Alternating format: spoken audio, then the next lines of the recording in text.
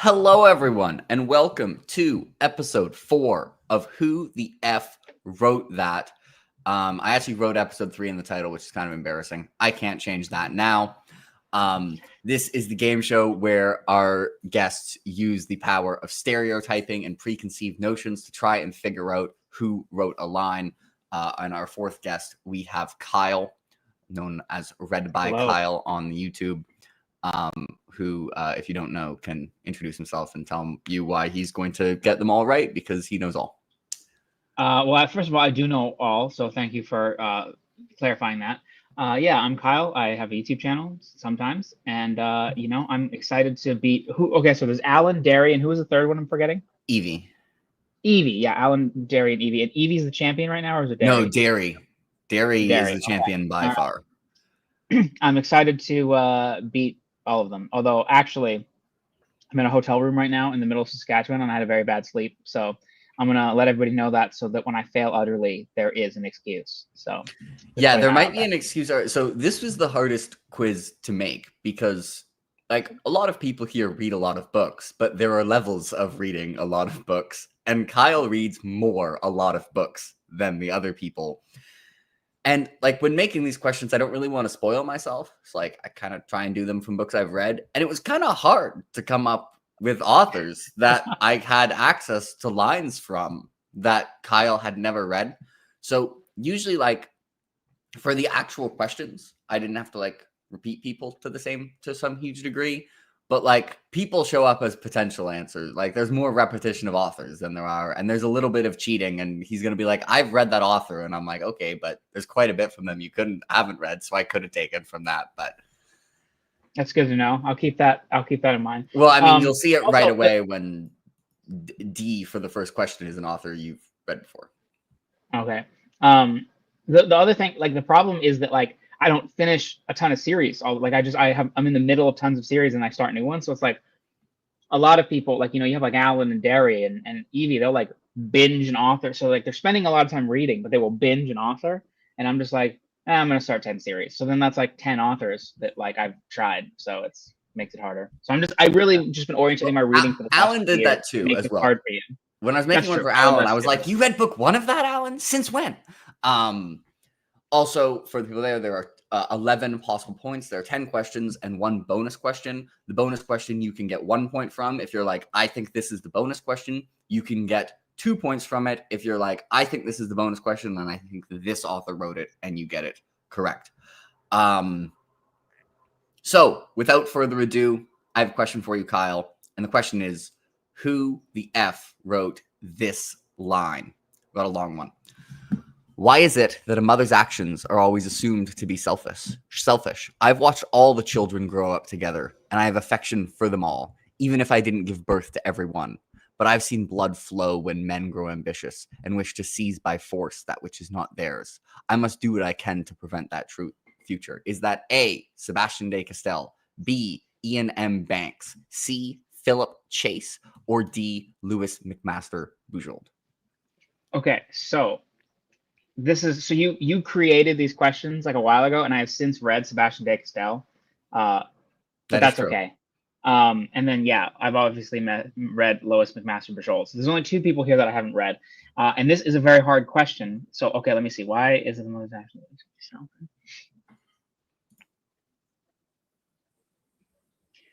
So I have no context for Iain M. Banks, and it feels too angry for Iain M. Like, I don't know. This is just like my vibe. I just don't see that being an Iain M. Banks. I feel like Iain M. Banks, my impression of Iain M. Banks is being like, the physical metaphysics, particle matter, and then like also chess. Like, I don't know like how those 2 things orientate, but that's my impression. And that doesn't seem like an Iain M. Banks thing. Louis McMaster Bujold seems like it could be from her, except I think that you wouldn't want that to be the answer when I've read her, even if so I think that's a trick. I think that's a trick. So I think it's between Sebastian and Philip. And Philip, the thing is that people say that Philip writes way differently than he appears. And this seems like something he would definitely not write, which makes me think maybe it's Philip. But it just really sounds great coats to me, and like that's unfair to you because I have since read the first one when you made these questions. But I'm gonna go with Sebastian de Castell. Okay, so this was not written by Sebastian de Castell, Ah, but damn. it was also not written by Iain M. Banks, Philip Chase, or Louis McMaster Bujold. This is a quote from Gia Matozzi from The Wall of Storms. Oh my God! By You know Ken what's Lee. crazy? I actually thought that, and I just forgot. I just forgot that. Like you literally just said you were like, it could be a bonus. Like I know the rules, and I was just like, this kind of sounds like something like Gia would say, but none of these people would write something as big brained as Gia. That was like my thought, and then so I just went right past it. But You are I now will the take fourth person to forget that the bonus question exists. I will take my lumps because I did not like just because it popped into my head doesn't mean anything. I totally forgot that. So yeah. That's not true. Actually, Derry got the bonus question, but no one else has. Derry was like, "That's from Guards." Derry was always going to get the bonus question. She'd read all the books that I could pick. She's read 27 times. So, that is, but like no one. It's good that's out of the way now. I don't have to worry about it. That is true. So, I have another question for you, and it is who the F wrote this line? Much shorter one this time. No army has ever marched into battle thinking that the creator sided with their enemy. Is that A, Brent Weeks, B, Rick Riordan, C, Terry Goodkind, or D, Frank Herbert? Yes, I know you've read Frank Herbert. Leave me alone. I think I've read Rick Riordan too. Yeah, I know. I have to pick people you read. There's not enough authors, Kyle. You read too many damn books, okay? Okay. No army has ever matched in a battle thinking the creator had sided with their enemy. Okay, so Brent Weeks. I actually think this sounds nothing like Rick Riordan, from what I've read, and I've actually read like quite a few books of his. First of all, this just sounds not Greek or Roman enough, so it's just already out. Frank Herbert, I could see that being a thing that he said, but it like creator doesn't work with the way that I see like Dune stuff. And you've never read any non-Dune stuff, so I assume you wouldn't go into his like super obscure back catalog. So it has to be Brent Weeks or Terry Goodkind. And this is hard because it's like not enough context to know too much, and I don't know anything about their like religious background, like not the authors, but like the worlds that they created. I have no idea about their religious backgrounds. Brent Weeks writes stupid crap about like weird magic. Like he's what Sanderson would be if Sanderson was bad. So he writes like if like Sanderson wasn't good at like characterization and like plot. That's what I imagine Brent Weeks would be. But that doesn't give me really any information about whether or not an army could be marched into battle thinking that the creator had sided with their enemy, except wait. I have heard that Brent Weeks puts in a bunch of have you finished the series? Yeah.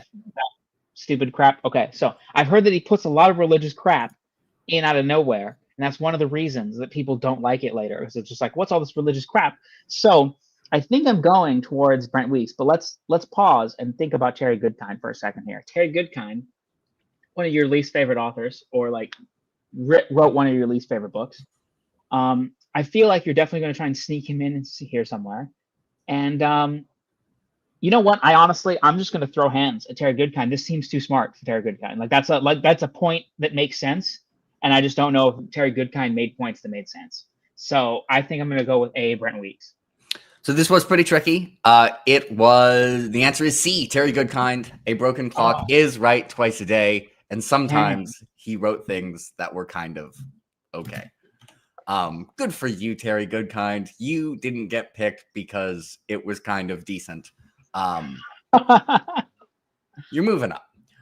Okay, so you're gonna see one of the authors on one of here. It's gonna be like, yeah, I've read that author a lot, Jake. You know what? Leave me alone. I added a qualifier to it. So, okay, who the F wrote this line? Now I'm going with, like, did I accidentally make this harder than the other ones because there wasn't any options? I don't know. We'll find out. People can tell me in the comments. But the thing is, whenever people don't do their own, it always feels easier because it's like I'm deliberately picking things you wouldn't know. Yeah, no, for sure. Yeah. Anyway, who the F? So maybe this will feel the hardest to everyone because it's more books that people haven't read. Who the F wrote this line? From resentment, there was only a short step to cruelty. Is that A, Robin Hobb from the Soldier Son trilogy, B, Michael McDowell, C, Christopher Paolini, or D, Philip Chase?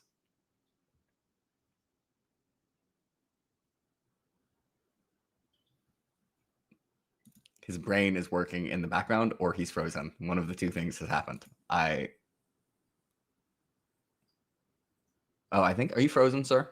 Yeah, he's frozen. He said his internet was spotty for his hotel, so we will wait for it to revert to not sucking. First, I thought he was just thinking, and it was like brain analyzing. And then I was like, it's a little too still. Yeah, there he goes. Let's read the comments.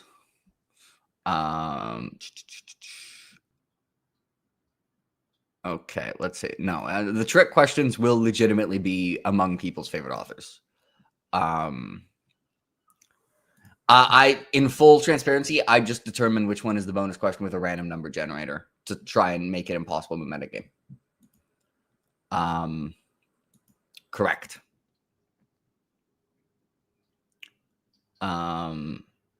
This is true. He did do something kind of decent. There we go. He's back. Welcome back. Hello. I just had to reconnect to the crappy hotel Wi-Fi. It booted me back. What did you say before this question? Was it important, or we were on straight to the next question?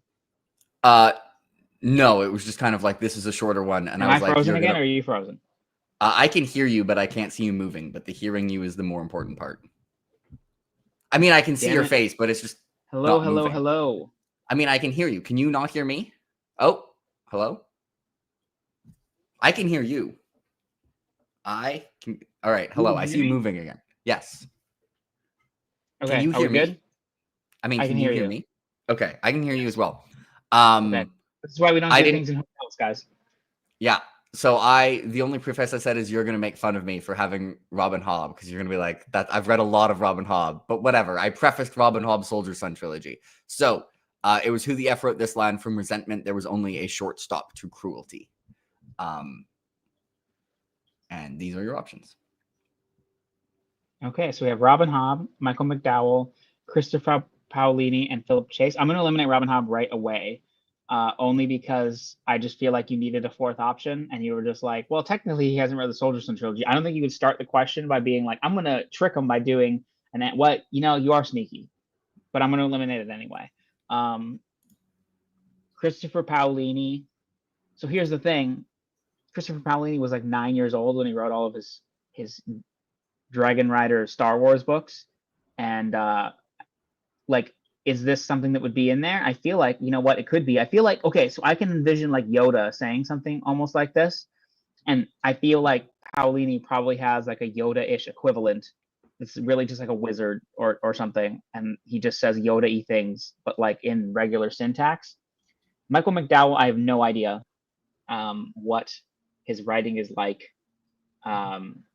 It's just like Southern Gothic, so I just feel like they'd be like, well, boy lordy, these swamps sure is bad to live in. I don't know. Like and then Philip Chase, I mean, it could be Philip. It's such a short sentence that it's really hard to know. Like, this one's really difficult, like in terms of just being able to use stereotypes to figure out who could do this. Yeah, I know he wasn't actually 9 years old. I was just kidding. Like, he was just young. He was like 14 or 15 or whatever when he wrote the first one. I'm going to go with Christopher Paolini because it feels like a misdirect in the kind of way that would make sense. And I do actually think that this could be something that would be in one of those books. So that's my guess. I think that is a reasonable guess. Unfortunately, we do have another that is from Blackwater by Michael McDowell. Dang. Which in greater context, it's like, damn, that was really good. Because Blackwater is really good and not overly, the narration is not overly Southern. I know. I knew that it wouldn't be. I was just trying to be stereotypical. Okay, that gets us to question 4, which is who the F wrote this line, and it's the pilgrimage ended in nothing. I crossed half the world to come to God's own house, and he's not home. And that could be A, Arcadia Martine, B, Brian Lee Durfee, C, Rick Riordan, or D, Brent Weeks. Once again, I just have to point out that I have read Brian Lee Durfee. I know, okay. I prefaced this at the start. I know. Okay, the pilgrimage ended in nothing. I crossed half the world to come to God's own house, and he's not at home.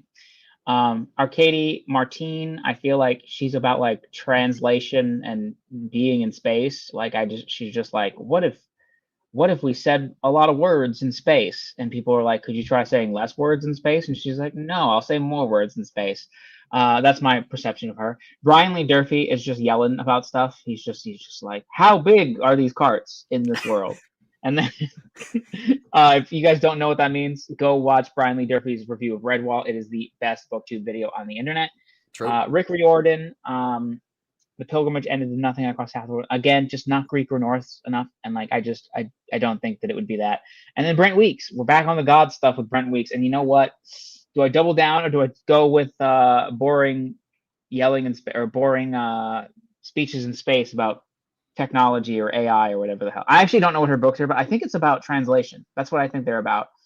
And this doesn't seem translation-y enough. This seems like pilgrimages to God. So I'm going to go back to my Brent Weeks answer, and we'll see if he fails me twice.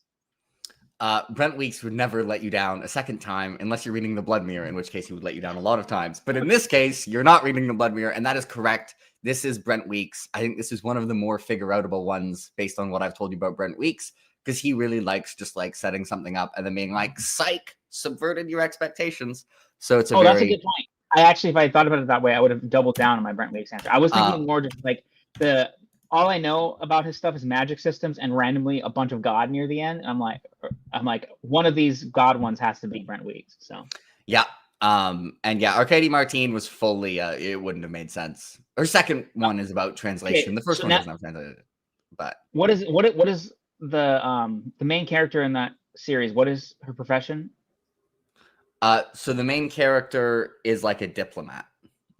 Diplomat. Okay. Yeah. I couldn't remember what it was, and I was like, is it translation? Okay. But then the second book, there's translation. Okay. The first book. Maybe that's where I got that from. All right. We are moving on to the other format of questions, which is I'm going to give you an author and 4 lines, which means I'm going to be reading a lot more words. So I should have grabbed a drink of water when your internet lagged out. But that is okay. I will be fine. Go get some water. It's fine. No, it's okay. I'm not actually. Yeah. I don't actually need more of that. So which of these effing lines was written by Gene Wolfe? Oh, no.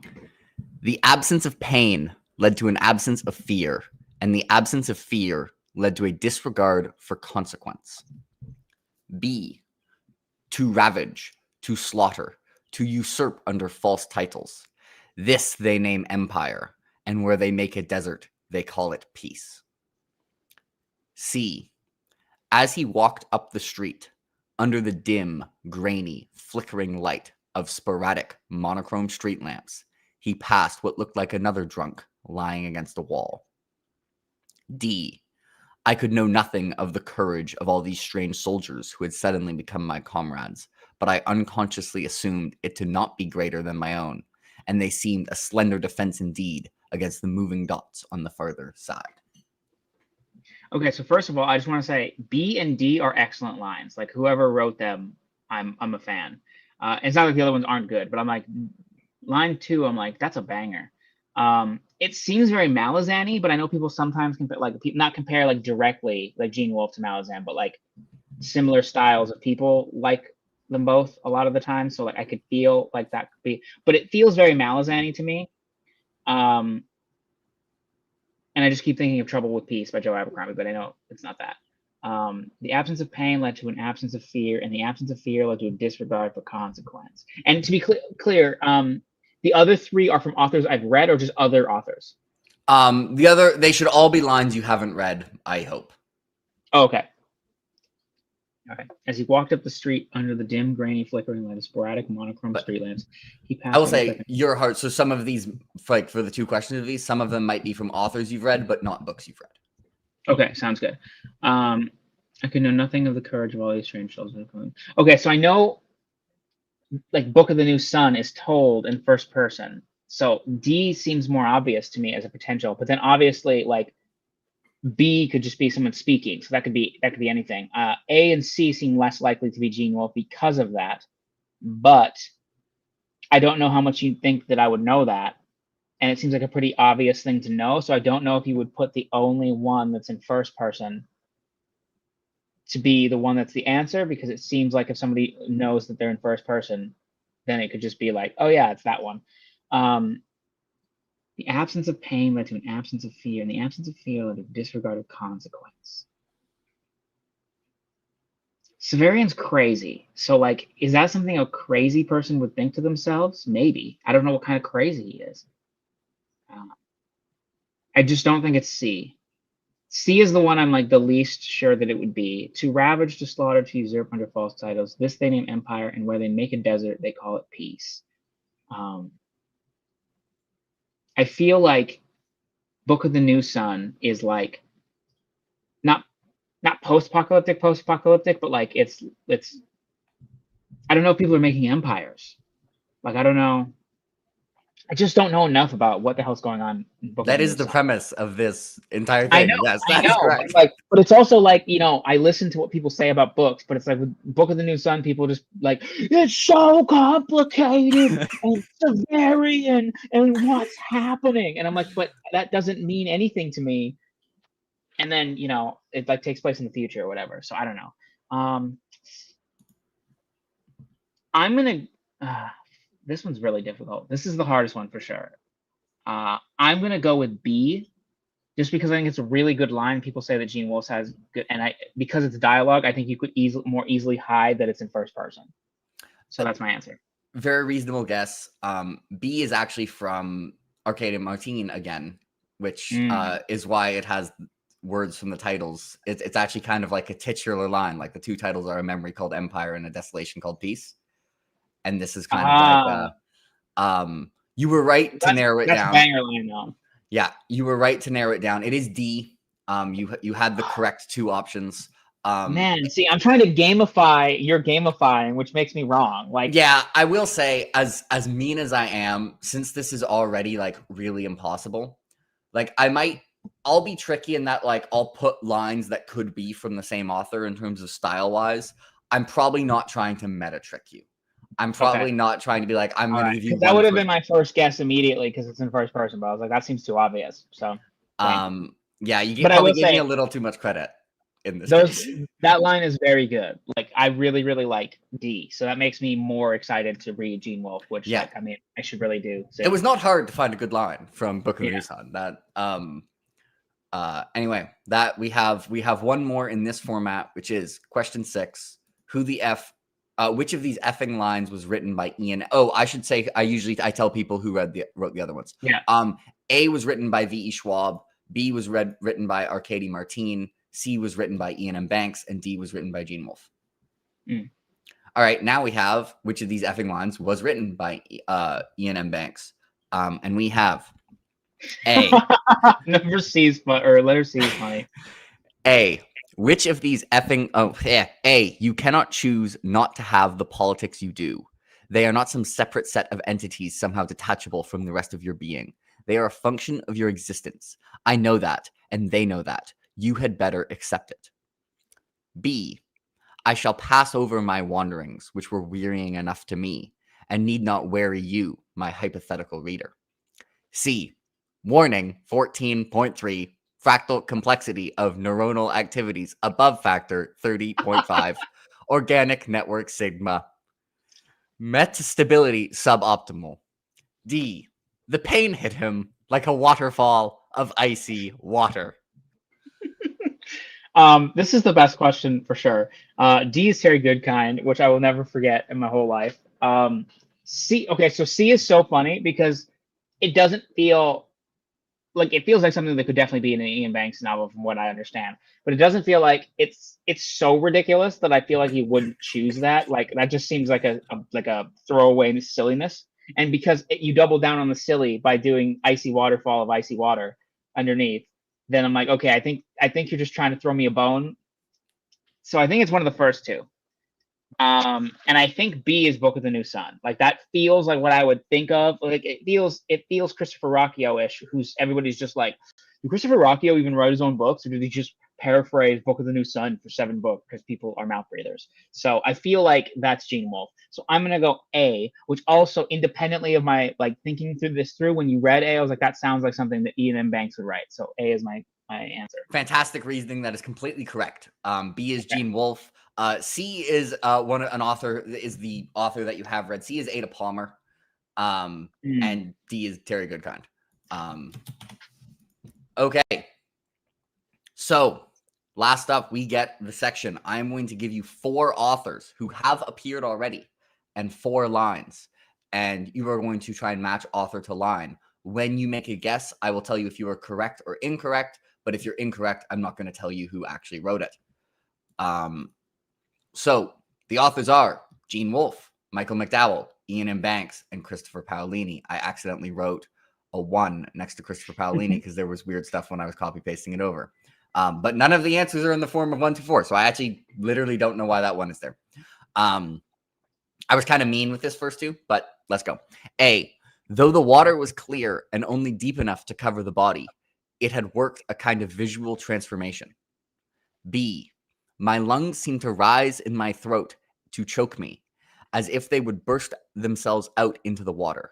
The desire to draw breath, to suck in the dark, cold fluid around me was overwhelming. C, during the journey here, the whole adventure had seemed so romantic, a great and brave commitment, a noble thing to do. That sense of epic had left him now.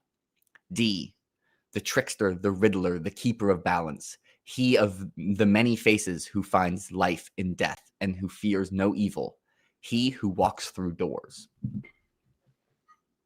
Okay.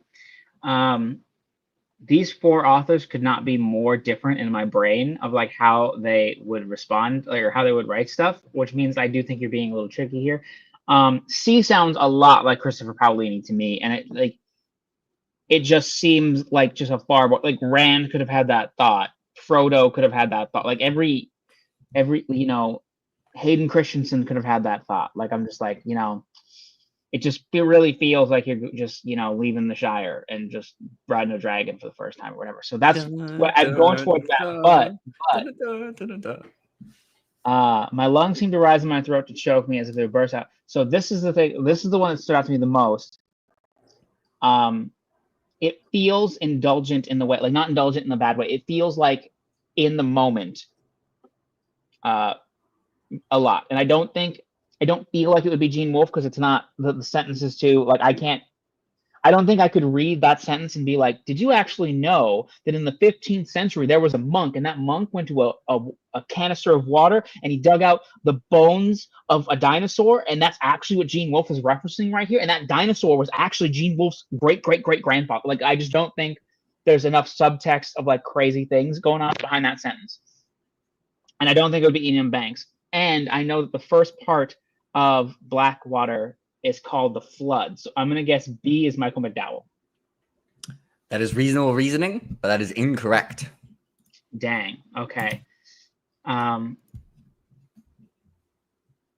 right, I'm going to go with my second guess here. C is Christopher Paolini. That is also reasonable reasoning, and that is also incorrect. Dang it, I don't like this game.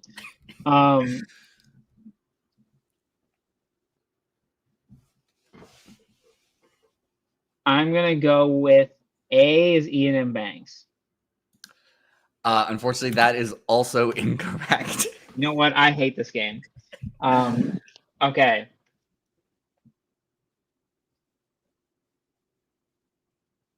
I'm going to go with A is Michael McDowell. I think you guessed A already, so I think you can only guess. Oh, I see. I see. Okay, I see how it goes. So I think now you just kind of have to guess D. Okay. Okay. Dang it.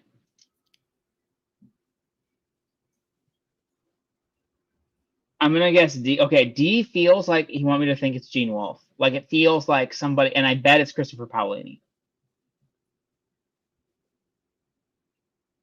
Was that a guess or was that thinking out loud? No, I'm guessing. Like, because I have no idea. That is correct. D is Christopher Paolini. So you did not go goose egg on the final section, which would have been a bit unfortunate. So I was kind of mean here because B obviously has person drowning and A has person drowning. But no, A is Michael McDowell, which was the second guess. B is Gene Wolfe, and actually a shocking amount of stuff is going on here. Like, this is one of the scenes that's it's very early in Book of the New Sun. I think the opening line, actually, one second, for context. There can't be more things going on here than this guy drowning. Like, trust me, there's quite a bit going on in this guy drowning. Like, when I get to this book, you're going to explain you're going to like. I can't explain. I need citations. I need citations when like you're going to give me this exact sentence, and it's going to be like my lungs, and then there's going to be a little dash one, right. And then it's going to be a citation for what he's actually saying. This is the first paragraph of Book of the New Sun, by the way. It is possible I already had some presentiment of my future. The locked and rusted gate that stood before us, with wisps of river fogs threading its spikes like the mountain paths, remains in my mind now as the symbol of my exile. That is why I have begun this account of it with the aftermath of our swim, in which I, the torturer's apprentice Severian, had so nearly drowned. That is how important the torturer's apprentice Severian nearly drowning is.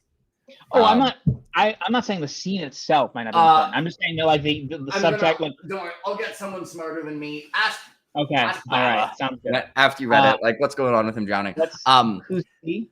And then so I was probably too mean with this section because I kind of had it split 2 and 2, where I was like A and B could really be Michael McDowell, and then C is Iain M. Banks, and D is Christopher Paolini.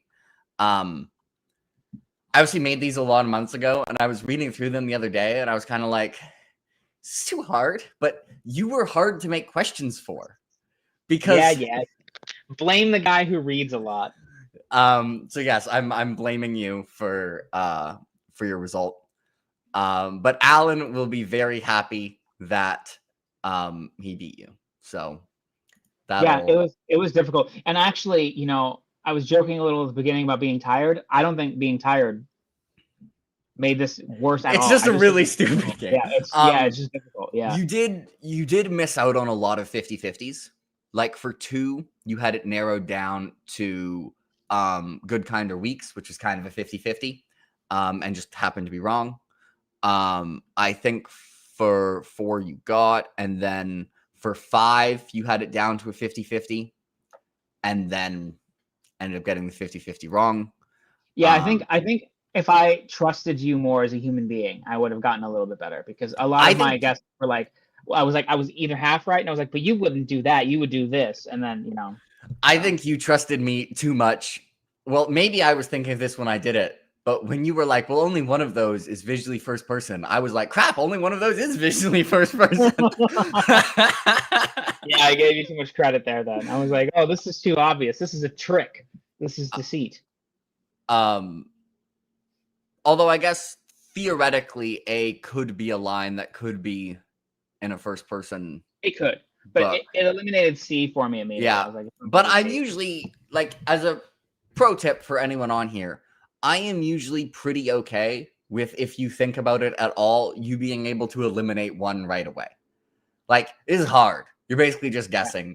I don't really want all 4 options to be viable, because then it's just right. Like, there's no point. So if you can immediately eliminate one for some obvious reason, it's probably not a trick. So anyway, that is episode 4, even though I wrote 3. The next guest will be Pete, who it's been so long, I might need to ask him to update his Goodreads again. I should have more books that I can pull from, which is nice.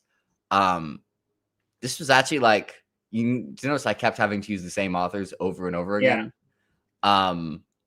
I didn't have that many options, man. Like, I mean, you just used like 7 authors I've already read. Like, you didn't even really use, like, you used like 5 authors I haven't read. It was just like Christopher Paolini. And also, funnily enough, I have Aragon like downloaded the audiobook on my phone. So that'll like, be if we had waited like another month or something. Yeah, I don't think I'll like it that much. Like, I think it'll be fine. But I feel like I should read it. It's like a staple of fantasy and stuff, and it won't be difficult. But if we'd waited another month, like, that would have been out too. And I'm gonna read Gene Wolfe soon. So like, we're just flying through these authors. Yeah, but the good news is, everyone else who does this, I should have more options. You should be the hardest person to find books for. Hey, one day you'll get Bridger on here, and then you'll just be screwed. Although actually, I feel like there's a lot of newer Bridger, even if he's read more books, his books have less overlap with the books I've read. That's true. Yeah. But anyway, thank you. Yeah, I guess that's the specific problem, is that we read a lot of the same books. Yeah, you've just read a lot of the same books as me. Anyway, thank you for being on my incredibly stupid show. Thank you, comments. All right, we have someone. We can now look at some comments. We had someone confused. We had a professional bookworms being like, "I thought it was Black Company." Yeah, that is correct. This is frustrating. I one day, maybe episode 10 or something, or some big number, I'll get someone else to host it and make one for me, and they can probably be meaner and give me a taste of my own medicine. I think we're not getting an outro because Kyle's internet died, but that is okay because I'm terrible at outros, and that will motivate me. And yeah, I agree. And that was him messaging me being like, see, since I'm done anyways, he's not coming back. So I will just do the outro for Kyle. Thank you everyone for being along. Have a good day.